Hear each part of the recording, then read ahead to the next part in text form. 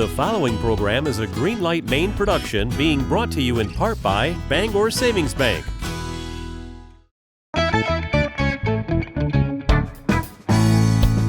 It's the way life should be. Greenlight Maine, building Maine's economy. Greenlight Maine, start here, scale here, stay here. It's your Maine and mine, building Maine's economy, one dream at a time. It's the way life should be. Greenlight Maine. Welcome to Greenlight Maine. I'm Julene Gervais. Season 11 has brought innovation like we've never seen before. We are down to 10 companies, and the top 3 will go to the finals and compete for $40,000 in cash to invest in their companies and grow Maine's economy. Today, we enter the food industry. But before we meet our companies, we're going to talk to the people who are so supportive and doing everything they can to move Maine forward. Welcome Carlos Mello from the Finance Authority of Maine. Hi, Julene. I'm Carlos Mello. I'm the CEO over at FAME. FAME is all about helping Maine families attain, pay for, and thrive towards higher education to build outstanding careers for Mainers. In addition, we help Maine businesses attract and build financing so they can grow and thrive. We've been at it for over 40 years, and we are really pleased to be here today. And we are pleased to have you. You and your team do an amazing job, so thank you. Next up, we have Jeff McCabe from the Office of Outdoor Recreation. Thank you. It's fantastic to be here today, and I am Jeff McCabe, working in the Maine Office of Outdoor Recreation, and have the privilege to work across the entire outdoor recreation industry, helping that industry grow and thrive, and to build the outdoor recreation economy. So important to Maine. And rounding out our panel is Rob Cushman from Maine Technology Institute. Welcome. Hi, Julene, and great to be here today. I'm Rob Cushman. I'm an entrepreneur in residence at MTI, and MTI's role is to accelerate the innovation economy here in Maine, and we support that with grants and loans and equity investments and business support services. I have spent my whole career working with some of the world's leading technology companies, particularly most recently in the AI space, and I've recently returned to Maine to focus on supporting the growth of the innovation flywheel here in Maine. Well, thank you so much for being here. We're going to talk to you in just a couple minutes. And our first pitch comes from a very innovative company called Joyna Table. I'd like to welcome Susan Rulin and Mufadal Ali. Whenever you're ready, look right at the judges and have a blast. Hi, thank you for having us. In 2023, the U.S. Surgeon General designated loneliness as a public health epidemic.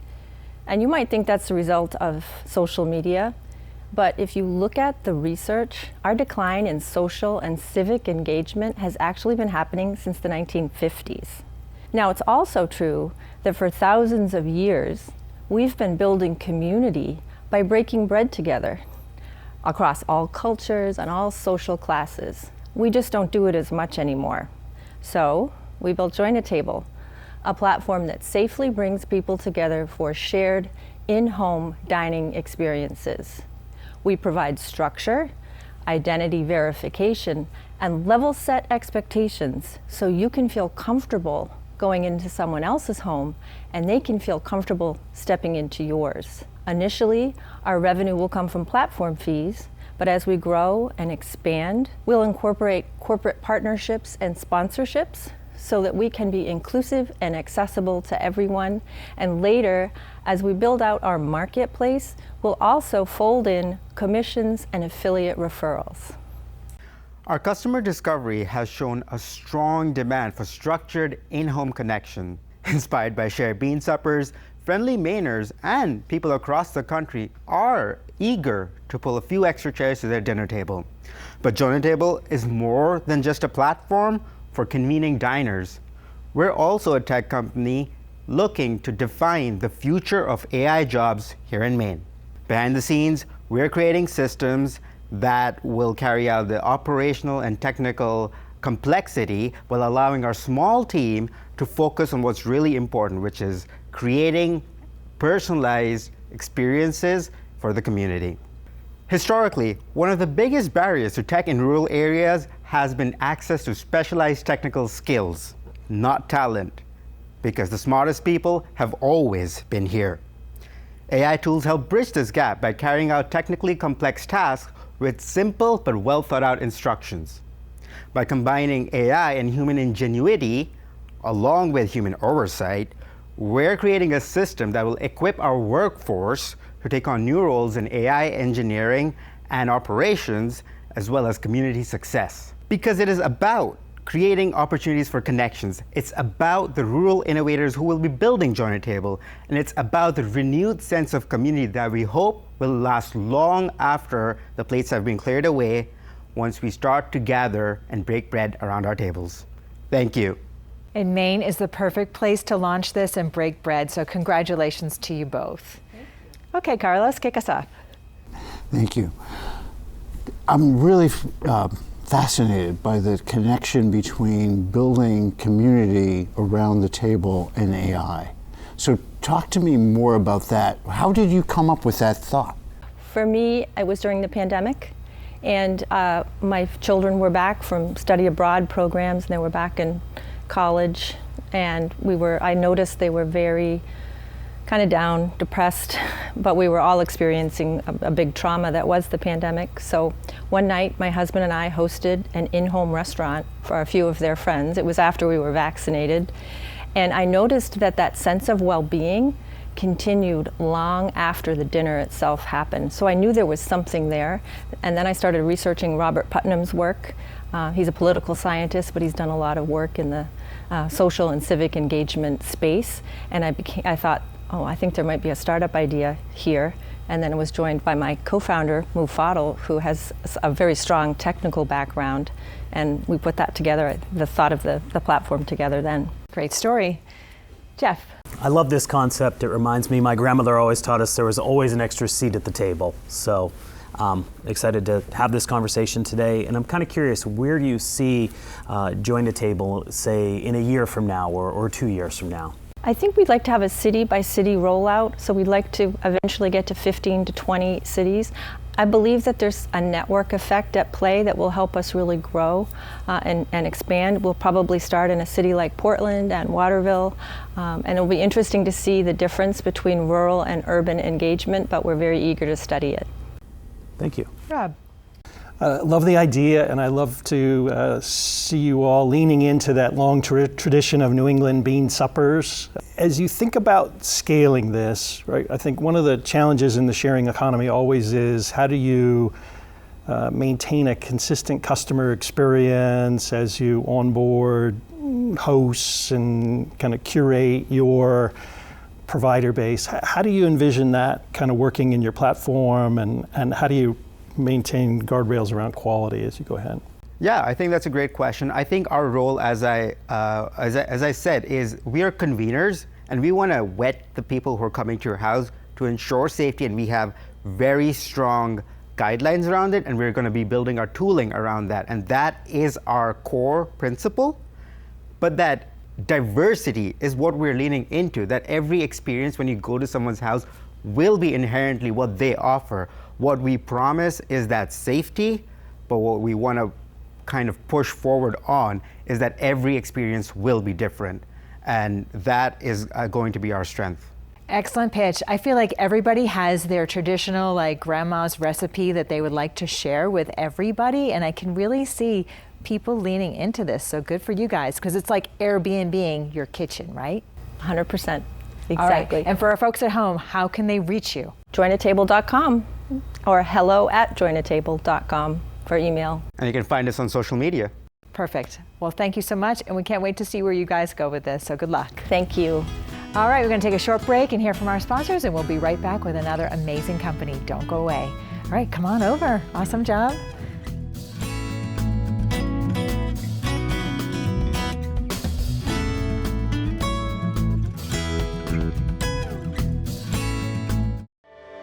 Since 1852, Bangor Savings Bank has been helping New Englanders thrive by living our You Matter More promise. We invest in Northern New England because your ideas, your well-being, and your business matter to us. Our commitment is reflected in our caring employees, innovative solutions, and investments in local communities. At Bangor Savings Bank, You are at the heart of everything we do because you matter more.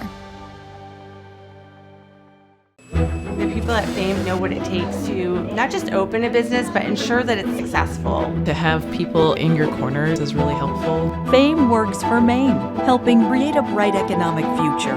It's about helping Maine grow. Caring for your teeth, gums, and eyes is a must when it comes to your overall health, but it doesn't have to drain your budget.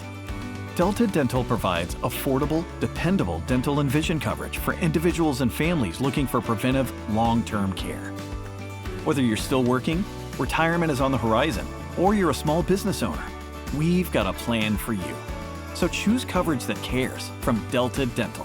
Find the plan that's right for you at nedelta.com. At CMP, we do more than just power your community. We invest in Maine's future. Nearly half of our outages come from one thing: trees crashing down. That's why we're replacing aging cables with stronger, better protected ones. And reinforcing our energy grid with steel poles and solid connections, built for Maine's weather.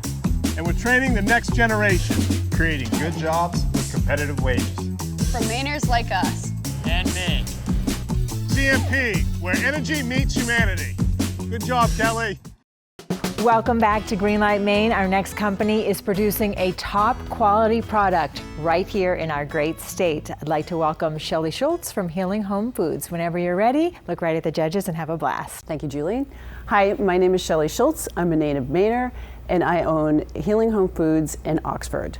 Healing Home Foods is a better-for-you snack food company. We have 4 product lines: granolas, graham bites, biscotti, and savory crackers. So what makes us different is that we use raw food techniques such as soaking and sprouting our nuts and seeds, as well as dehydration. This process allows for easier nutrition, better digestion, and improved flavor and texture. Healing Home Foods is produced also in our dedicated gluten-free and plant-based facility. Healing Home Foods was started 14 years ago in our home kitchen in Poundridge, New York. My son Jackson was diagnosed with autism and my husband with cancer within 6 months of one another. I took to the kitchen to create nutritious meals and snacks that could help them heal. After a few years, we started selling some of these creations at local farmers markets. Soon, stores in New York City started calling, and Healing Home Foods was truly born. Healing Home Foods currently can be found at our company website, Amazon, regional grocery store chains, and independent natural food stores throughout the country. Our products are only sweetened with maple, which are produced in Jackman, Maine. And also we partner with local farms throughout the year to buy vegetables and herbs, anything that we can use in our products, as well as using our dehydration to save some of those vegetables and herbs to use throughout the winter months as well. Healing Home Foods is truly a family business. My husband and son are full-timers, and our daughter Catherine works there in the summer months.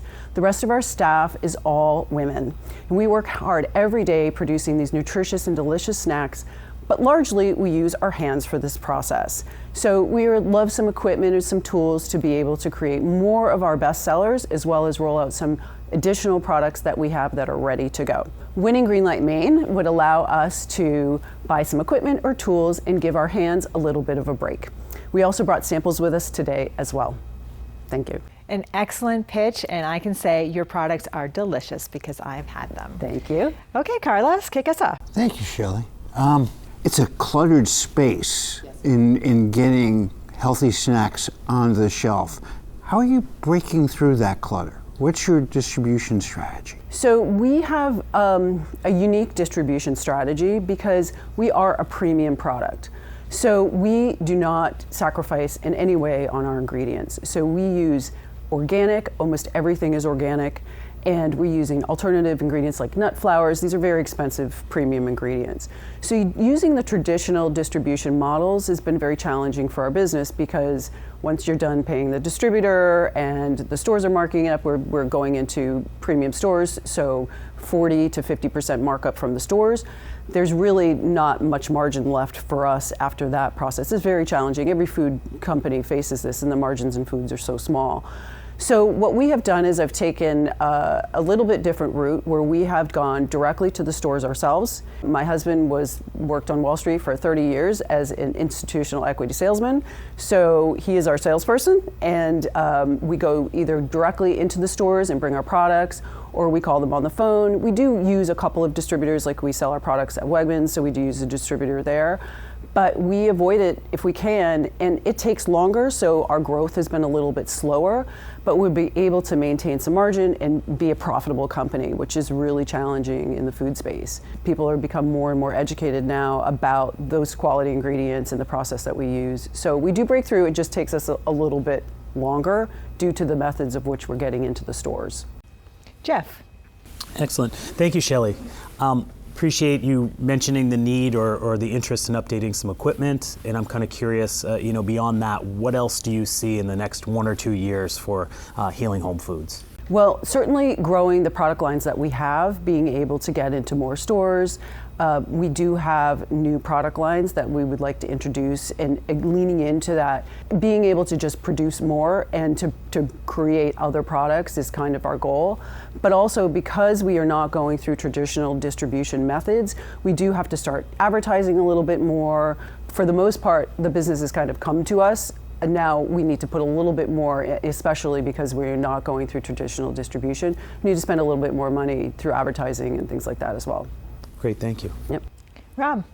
Shelley, a very inspiring story, and obviously very personal for you and your family. Could you share a little bit more about your vision around scaling your business and what you do today in Maine, and it kind of, as you grow, what you expect to continue to do and source here in Maine versus would be done outside the state?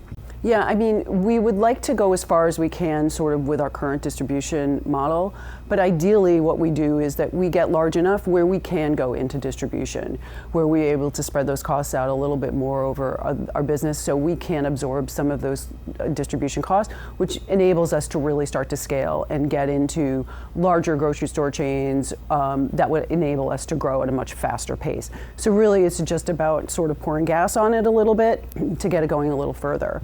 We were in New York metro area when we started, so that was sort of our backyard. So we really blanketed that area and got great distribution throughout that area and got known. But now we've really focused more growth in New England. So continued growth with partnering with agriculture. Anything that we can do that we can partner with other businesses in Maine is also, what our focus is. But we've really made a lot of strides since we've been to move the business to Maine 4 years ago in getting our products into more stores and in more places in the state. Well, Maine is so lucky to have you here, so I hope you stay here with your business for a very long time. Congratulations on all your success so far, and we can't wait to watch where you go from here. Thank you very much. All right, we're going to take a short break. When we come back, our judges are going to deliberate, so don't go anywhere. We'll be right back. You can come on over.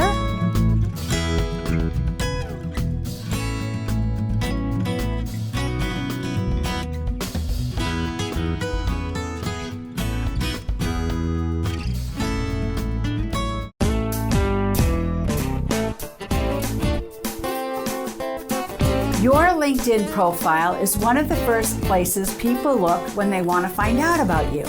So don't treat it like an afterthought. Your headline should clearly say what you do, and your About section should tell your story simply and clearly.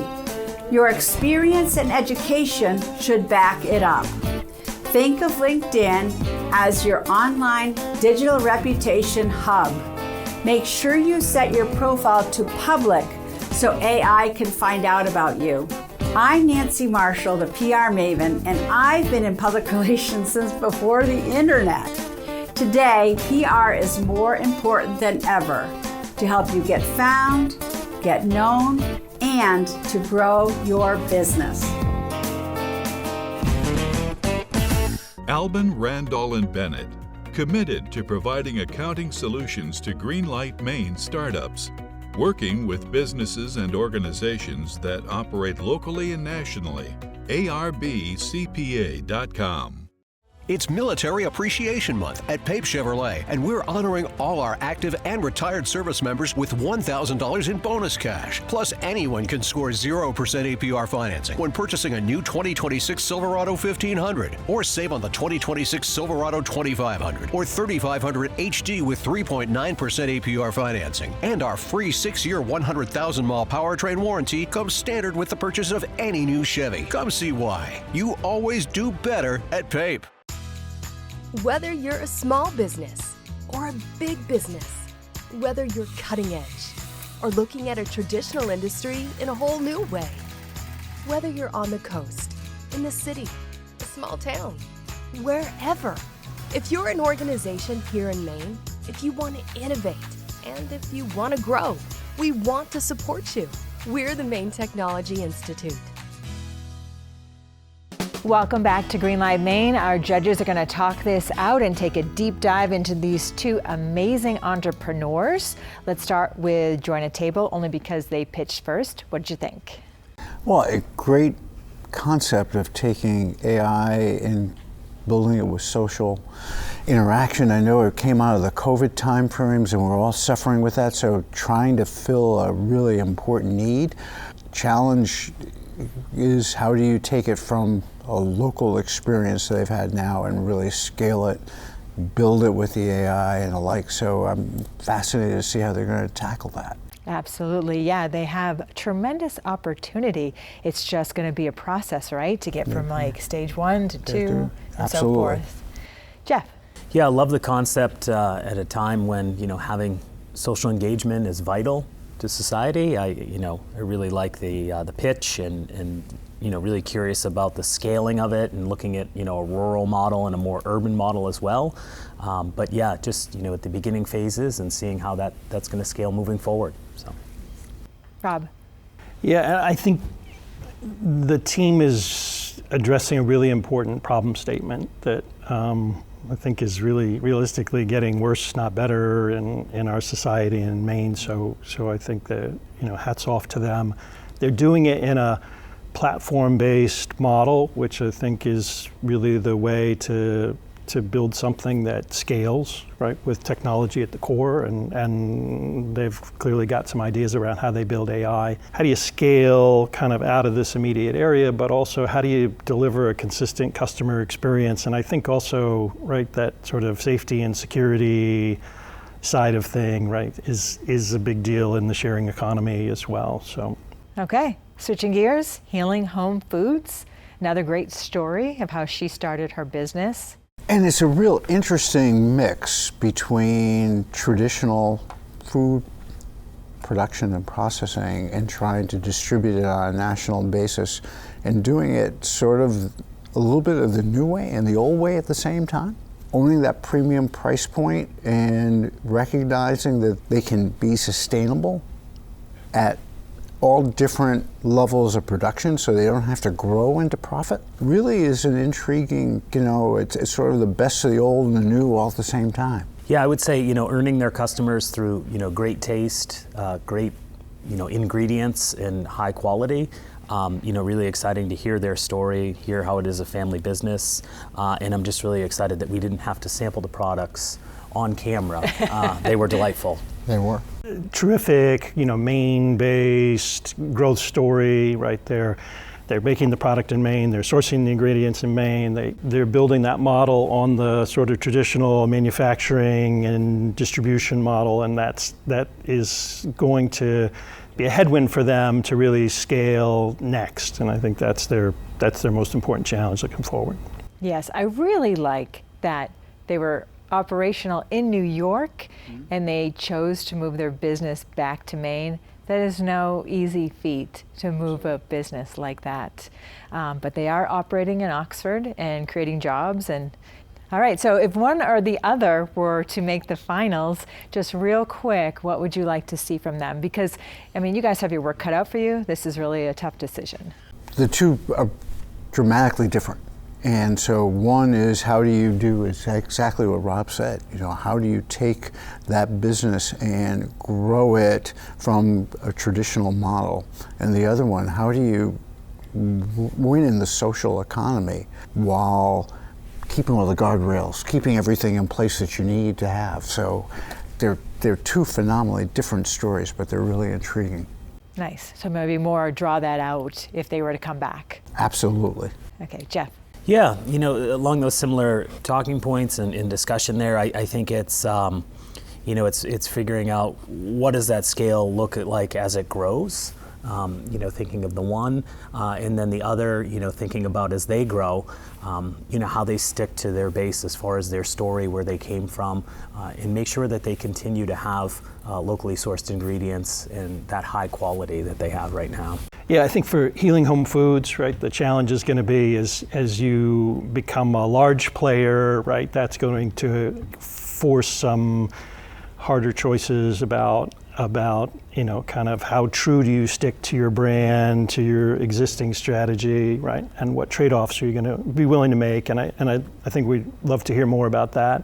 If they were to come back, I think for Joyna Table, clearly AI is going to be a really important part of their business model, and I think we'd want to hear more about how they infuse AI, but not in a way that dilutes the kind of human content, the kind of human in the loop experience that we know is important to create good jobs here in Maine.